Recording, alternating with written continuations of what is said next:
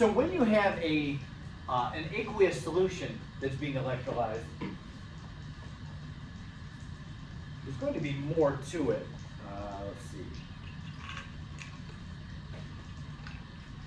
For each of these, I'm going to draw a sketch of the electrolytic cell. You don't have to. I'm not going to, like if I ask this question on the quiz, I don't need to see a picture. It's not going to ask you, hey, make sure you draw a picture as part of the question. You don't have to. I find it to be helpful, so I'm going to do that here. And this is KF solution. That means that in this liquid there are water molecules, there's potassium ions, and there's fluoride ions.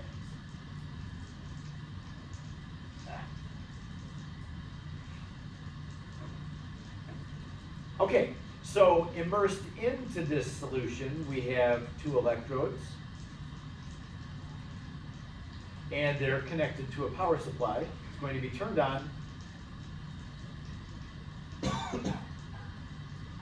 and the electrons are going to flow from the left to the right, like that. Just like is what's happening over there. So the question is the same thing. What reaction takes place at the anode? Now, electrons are being pulled into the power supply on the left side. That means something has to oxidize over here to give the electrons to the power supply. And then the power supply is going to force electrons over into here, so something has to take those electrons and reduce. Yeah? Same thing is happening. Once again, we have to look at what's in the liquid. There's water, potassium, and fluoride ions. And on the left side, remember, is oxidation happening. And on the right side, we have reduction happening. When you have more than 2 things in here, it's very likely that there's going to be options for what can oxidize and options for what can reduce. That's where we need our table again. So we've got water, potassium, and fluoride ions. For those 3, we're going to first look at oxidation. Which of these 3 can possibly oxidize? And so we answer that question by looking at the reduction potential table. Water, potassium, and fluoride ion.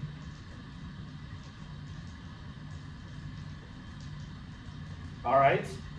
Which of those do you find in the products? Because we're looking for an oxidation. Well, right off the bat, we see the fluoride ion, F minus, can oxidize, and is going to have an oxidation potential of negative 2.87. Oxidation potential of negative 2.87. That is not a willing oxidizer. Fluoride ion, if you want something to oxidize, fluoride is not your ion. So let's just go ahead and record that one. F minus, 2 F minuses, are going to make fluorine gas and give off 2 electrons in the process. And if you remember, the reduction potential, no, I need the oxidation potential, was negative 2.87 volts. So that's one of the possibilities, is the fluoride ion can go over there and give off its electrons. Or something else can. Potassium ion cannot. You won't find potassium ions in the product of any of these. We only see one potassium ion. It's down here, and it's reducing. You don't see potassium ion in any of the products of this. So potassium can't oxidize. The water can oxidize. We're looking for water in the products of any of these. And this one is confusing at first because there's a lot of these half reactions that have water in the products. Look over here, especially on this side. Water, water, water, water, water, water, water, water, water, water, water, water. They're all over the place. Which one is the water that we want? Well, what you want to do, for most of these, almost all of these, water is a byproduct of something else reducing. There's one of these, it just has water in the products by itself. Can you find the half reaction that has water just by itself in the products? You see it? It's right here. It's almost exactly halfway down the left side. The water is oxidizing. You can see the oxygen in water is -2. It's changing to 0 as it goes to the left. So -2 becoming 0 is an oxidation. So we have water oxidizing to O2.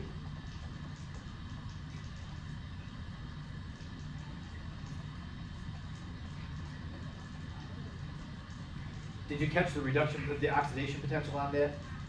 The reduction of oxygen to water is 1.23. This is, as a reduction, 1.23. So having it go the other direction, having water oxidizing to oxygen, is -1.23.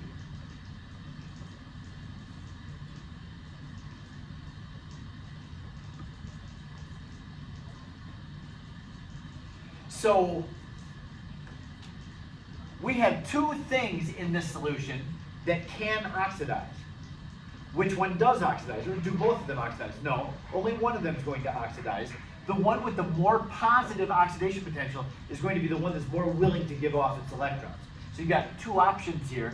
The water and the fluoride are kind of duking it out. Okay, which one is going to go over here? You can see that both of them are negative. Neither one of them is interested in oxidizing, but one of them has to, because that power source, somebody has to oxidize. So the one that's more positive, which is the water, is going to be the one that actually happens.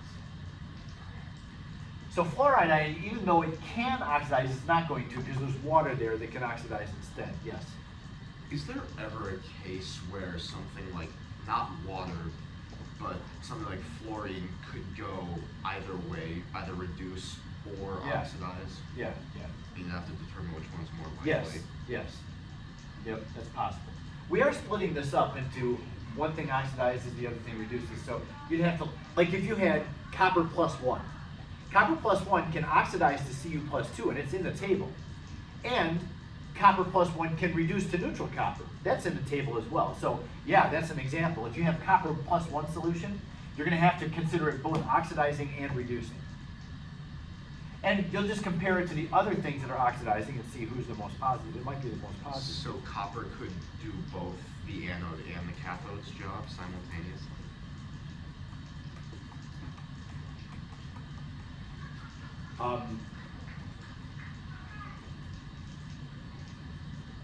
Yes, that's possible. When you have the same substance, same element, both oxidizing and reducing, that's called disproportionation, and that can happen. Yep. Peroxide can do that too. The oxygen of peroxide is -1. It can go up to 0 and make an oxygen gas, or it can go down to -2 and like become water as O-2. So yeah, there's a few things that can both oxidize and reduce. Yep.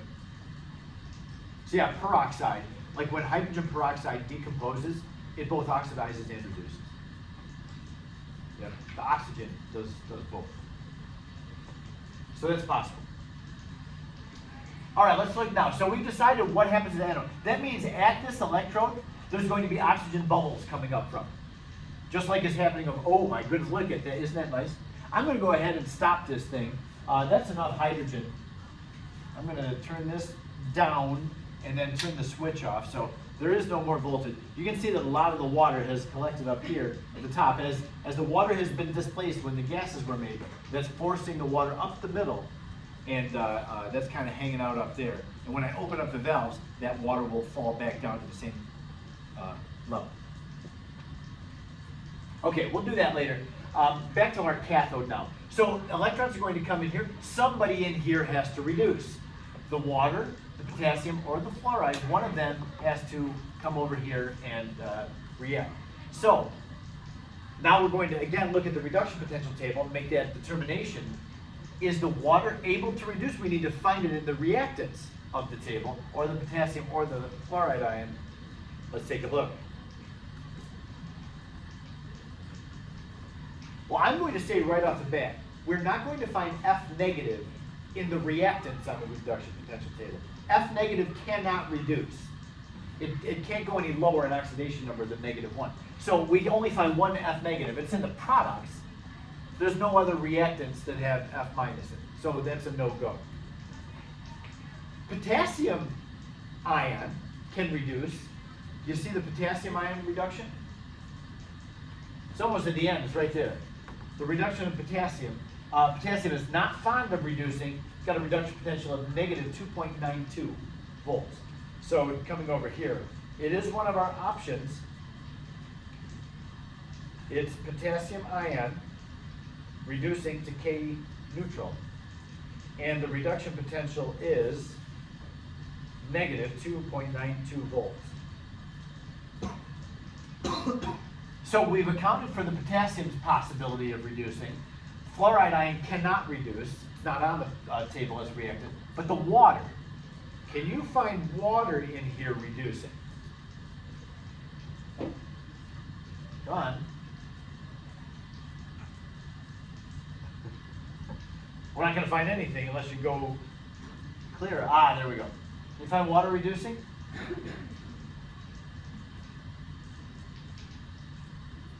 It's on there. You have to find it.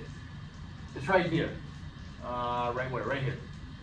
The water gains electrons, and what's happening is the hydrogen, which is positive 1, reduces to H2. It goes from positive 1 to 0. That's a reduction. So when water reduces, it makes hydrogen gas. When water oxidizes, right here, it makes oxygen gas. Okay? So the reduction potential of water is negative 0.83. So coming over here and offering that up. So water can reduce to H2, and when it does, the reduction potential is negative 0.83 volts. Oh, that's a 3, not a 5. Looks like a 5. Okay, so at the cathode, there's two things that can reduce. The one that's more positive is the one that's more likely to reduce. That would be the water.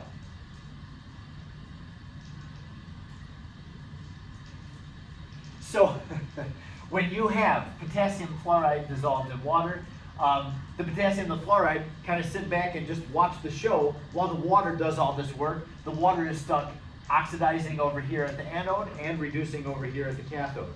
So the water is doing all the action where the potassium fluoride are just hanging out. They're too stable as ions to get involved in the reduction of oxidation. So that would be the answer. The question is, what's happening at the cathode and the anode? Water is oxidizing at the anode, water is reducing at the cathode. Now I didn't write the full half reaction, you just copy the half reaction off the table. Okay? Anybody have any questions about this? The next one I'm going to have you try. Let's try this one.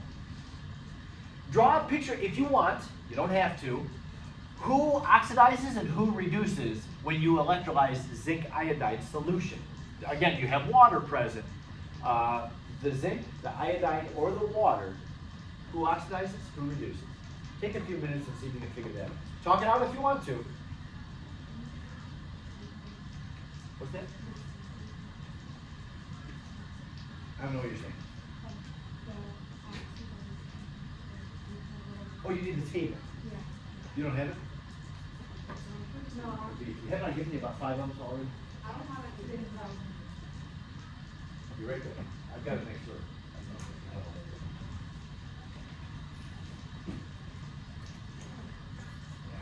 I'll be right back.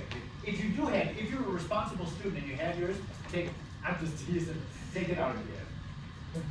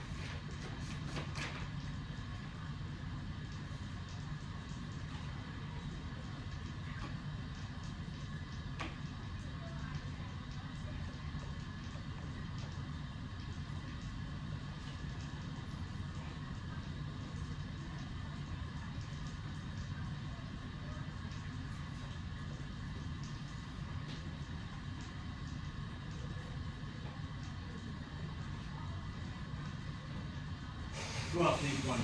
Not that I've totally insulted you for not having one. Why don't you have it out? Is it? Oh no, I'm only teasing. I made plenty for people like you.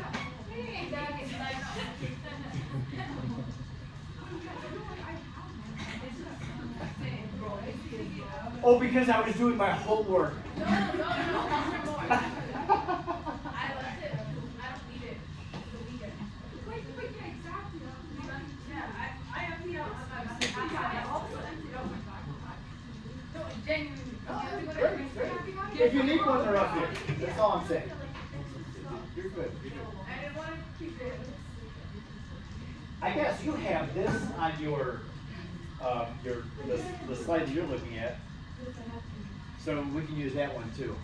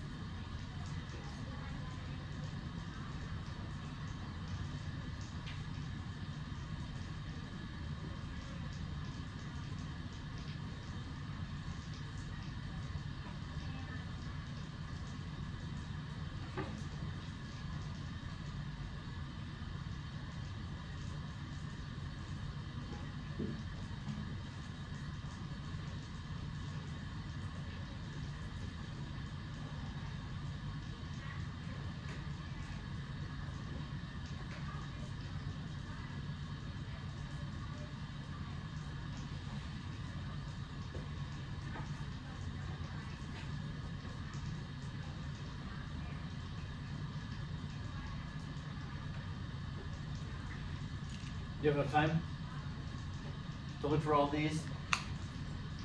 So who's going to oxidize on this side? Who's going to have electrons pulled off of? Well, there's two things that can oxidize. The zinc plus 2 does not oxidize. We don't find it in the products of the reduction potential table. So that's not an option. But hydrogen and iodide ion, they can oxidize. Both of these involve the oxidation number going up. It goes from -1 up to 0, -2 up to 0. So the oxidation potential of both of these are given. And we find that this time the iodide ion wins over the water. This is more positive. The oxidation potential of iodide is more positive than the oxidation potential of water. So it's the iodide ion that's going to be oxidizing at the anode. And then the cathode, so anyway, while on the anode, we would observe iodine makes a brown solid. It will dissolve into water. So this solution over here is going to start turning brown because iodine solid is going to be made. Over here, what's going to happen? Well, there's two things that can reduce. The iodide ion can't reduce. We don't find iodide ion in any products. We're talking about reduction. There's no iodide in any reactants on the reduction potential table. Iodide ion can only oxidize. But zinc can reduce, and water can reduce. And this is what the half reactions look like. We see a decrease in the oxidation number for zinc goes from +2 down to 0. Hydrogen goes from +1 down to 0 as water reduces. So the reduction potentials are given. That's from the table. And the one that's more positive is the one that's going to more likely happen. That would be the zinc. So in this case, the water is not doing anything at either one of the electrodes. The zinc and the iodide are the ones that are changing in this. So what we would observe here, whatever the electrode is, it would get coated with zinc. The zinc would become neutral zinc, and this whole electrode is going to get the term that we use, and you've heard this term before, the zinc plates the electrode. That's what the process of plating is. It's using an electrolytic cell to reduce ions of a metal onto it, and you make a nice even coating. That's plating. So we have a zinc plated electrode over here, and the iodine, we're not going to say, it's only metals that we actually use the term plating for. The iodine is going to cover this electrode, and actually some of it will dissolve and make this solution all brown.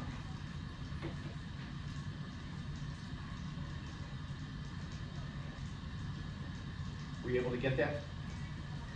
Anybody have any questions about how to find who oxidizes and who reduces? I know it takes a while to kind of wrap our brains around electrolysis. Galvanic cells seem to come to us pretty quickly, but then once we have a kind of a way of thinking about these electrochemicals, then I change it up and say, oh, well, then there's also electrolytic cells where you need an external power source, and we're going to force a reaction to happen. It's different. So the last thing for us that we'll start on Monday is we need to look at the quantitative amount. Like when I'm talking about over here, zinc gets plated onto the electrode. We need to calculate how much zinc is going to get plated on. And that's what we're going to be doing. That is the stoichiometry of electrolysis. How much zinc is going to plate onto the electrode? Well, it's going to depend on how much power, how much power is being used and how many electrons are being pushed over. Is going to determine how much zinc gets plated on. So we'll do that on Monday, and we'll talk about the lab, and we're done. That'll be chapter 18. Now, the last thing for us is this hydrogen that's been collected, just sitting there waiting.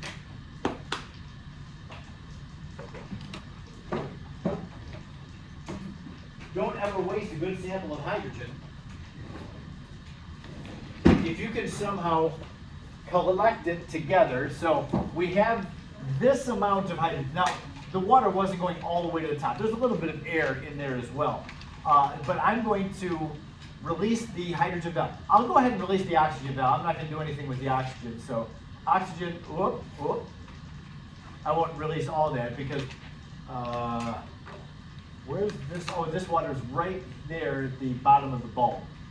And so that's heavy enough, that's actually going to force this water up and out. I don't want to do that.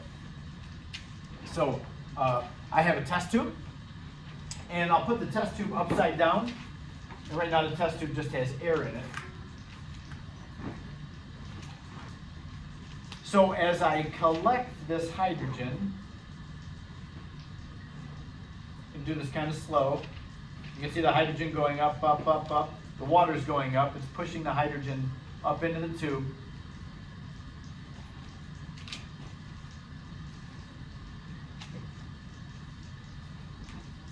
The hydrogen tends to stay up in the tube. All right, there we go. It's a real low density gas, so it tends to rise up. And here, if you have not ever met hydrogen before, let me introduce you to hydrogen. Like that. Very explosive. And that's just a little tiny sample of hydrogen. If you have a big, like a balloon size of hydrogen, that's going to give you a very big ball of flame.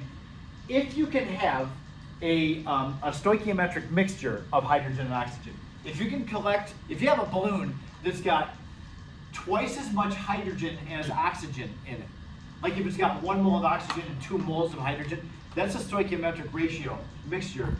If you have a balloon with that mixture in it and you light it on fire, it may very well blow your ears out. It would be incredibly loud. This is, lots of water is going to be made, like it would make 2 moles of water. And that booming sound would be incredibly loud and quite dangerous, really. That was pure hydrogen, and the air was on the outside. You may have seen the hydrogen kind of barked as the flame came down, because it has to mix with the oxygen. But yeah, when you get, I would not put pure hydrogen and oxygen, even in an open container like this, because it's so explosive, it could still blow the test tube apart. So anyway, yeah, hydrogen is an interesting thing. I like the fact that we have this chapter where we, like yesterday, I invited you to smell the hydrogen. We don't ever think of hydrogen actually as being anything but some clear, lightweight gas. But yeah, it's got a smell. It does not do well inside of us. Like if you breathe hydrogen and you get any good breath of it, it's going to hurt. And then yeah, it burns. It burns like crazy. Yes. They use liquid oxygen. I don't know about hydrogen. Do they use hydrogen? Anybody know? I'm not sure, Bo. If they're trying to figure, they being engineers, are trying to figure out how to use hydrogen in cars. Hydrogen fuel cells. That would be an awesome thing, because when hydrogen burns, it just makes water. So there would be zero air pollution if we could figure out how to run our cars on hydrogen. But to keep any, like a tank of hydrogen, if there was anything that went wrong and it blew up, there's no way you could survive a hydrogen tank blowing up in your car. It would be a crazy explosion. So, like if your gas tank catches on fire, you'll have time to get out before it blows up, because it'll just kind of burn slowly at first. Hydrogen is not going to burn slowly at first, it's just going to go. So what engineers are hoping to do is be able to produce the hydrogen and then immediately burn it, and just keep that cycle going. But they haven't quite figured out how to get more energy out of it than you have to put into it to get it to break apart. Like, we're putting energy in through this thing to get the hydrogen separated from the oxygen out of water. And then the energy that you get out of burning the hydrogen is not as much as what we have to put into it. Now we have to figure out a way to turn that around. I personally think that engineers are going to figure that out. I feel like hydrogen is the fuel of the future. If we look ahead like 200 years, I bet it's going to be hydrogen that sustains our energy needs. But I don't know for sure. By 200 years from now, we're going to be out of petroleum. Only the very rich people will be able to use petroleum, because we'll deplete it out of the earth, unless something really, really surprising happens. 200 years is a long time, but yeah, we're going to have to figure out how to maintain our energy needs. Maybe it'll be believable. Yeah. I feel like our early are going to be dead by the time we figure that out. Maybe. I don't think we have 200 years. I don't know. So right now it's possible to power hydrogen, it's just less efficient. It's less efficient, yeah. It takes more energy to break the water apart than the amount of energy that you get out of burning it. So, but science engineers will figure it out. I mean, there's also the fact that if you get into a big crash, Yeah, you don't want to have all this hydrogen. yeah, Yep. that would not be a good. So yeah, they're gonna have to determine how to make it and right away use it so it doesn't build up. Yep. You're right.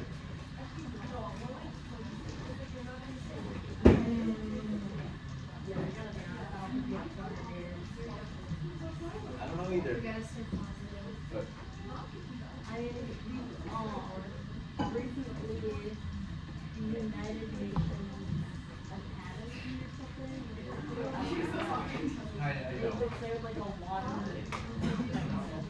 like the amount of water that we are currently using, we're using it too fast for it to like fully replenish. now that's groundwater. That's like an Yeah, area in that's like certain the- areas. In Michigan, we're never going to run out You of know, water. Michigan, we're perfectly Thousands of fine. years It's from like now. at the like world average. Yeah, yeah. And that's also, I'm not concerned about water because there's plenty of water on the earth. They'll figure out how to clean water and they'll be able to get it to where it needs to Really go. inefficient when it comes to things like if you can drink like ocean water and stuff, but there's so much processing. It takes so much. Yeah, it takes a lot of to energy, but edit that it. will be figured out too. But the whole energy thing, that's gonna be, to me, that's the biggest concern. We can clean water. And, right now, we're kind of getting away, like, even out west in the US, like in Las Vegas, there's very little, surface water, there's all this groundwater, but that's being used up faster than the main, and in Africa, same thing. But they'll figure it out. I mean, eventually they're gonna have to just clean ocean water and pipe it in, to the central.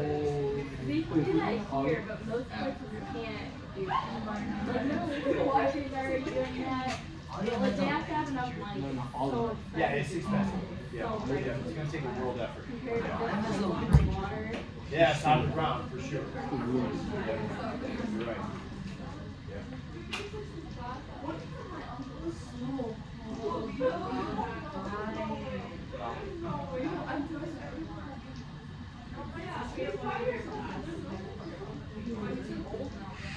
We haven't even talked about this, have we?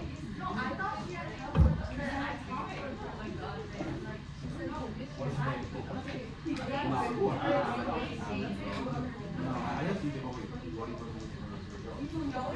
Joey slept. What year did you graduate?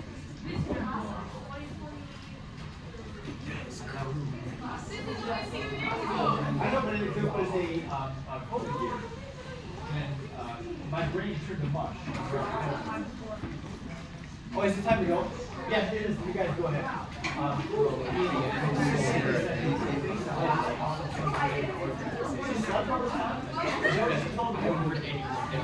This entire year. I No, they probably got it. That's a beautiful. You guys too, thanks.